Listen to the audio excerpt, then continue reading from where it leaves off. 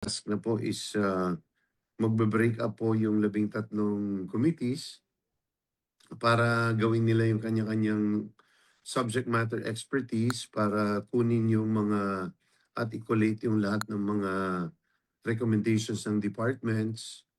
And then we will consolidate all of these things.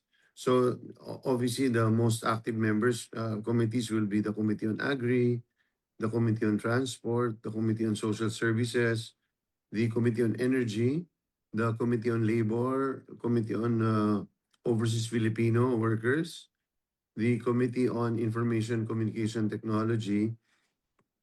I hope I didn't really miss out, but just off the bat, yun po yung mga magiging pinaka-active. And then we will consolidate so we can firm up and submit to the joint committee on the first week of May yung consolidated Kalinga bill filed by Speaker Bojidi.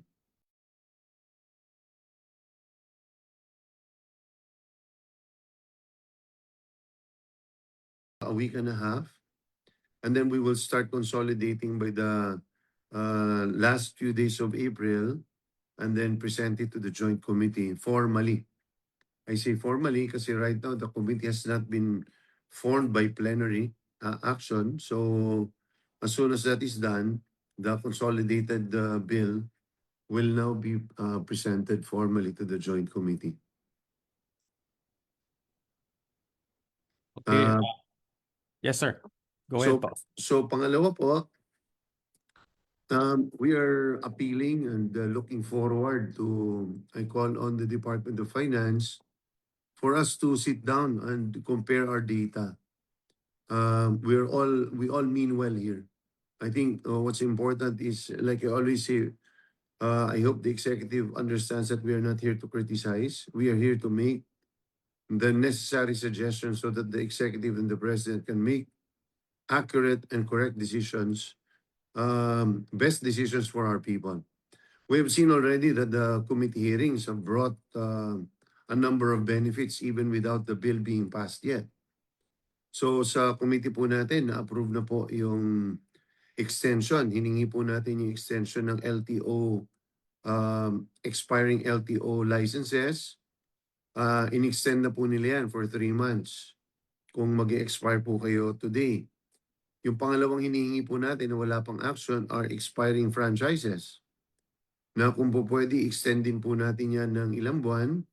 Pati po yung, essentially yung permits. Any permit relating to transportation, whether it is by land, sea, or air, kung po pwede natin itong i-extend na, just with the caveat that it will not bring about any diabolical effect on or harm to the safety of our riding public. So baka mas mabigat yan sa aeroplano, but as to the rest, or sa barko, but as to the rest, we're asking for an extension. Anyway, we're not asking them to waive. Na hinihingi lang naman natin na iurong so that makapag-concentrate yung ating transportation sector simply on the things that they really need to be able to survive this crisis. So, hindi naman siya condonation but rather just i-suspend. Makukolekta pa rin ng gobyerno kung ano yung fees na kinakailangan. So, yung pangalawa po na hiningi natin, nag-take effect na po ito, yung angkas nagbaba na po from 20% to 18%. May mga constituent po ako na nagko-confirm po nito.